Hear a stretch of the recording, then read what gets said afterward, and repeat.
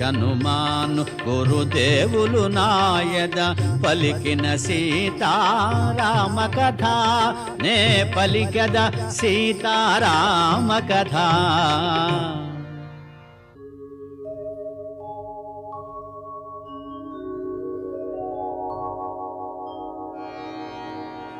యమ కుబేర వరుణ దేవేంద్రాదుల సర్వసంపదల మించినది విశ్వకర్మ తొలుత బ్రహ్మకిచ్చినది బ్రహ్మవరమున కుబేరుడందినది రావణుండు కుబేరుని రణమందు ఓడించి లంకకు గుని తెచ్చినది పుష్పకమను మహావిమానమది మారుతిగాంచను అచ్చరు పొందే.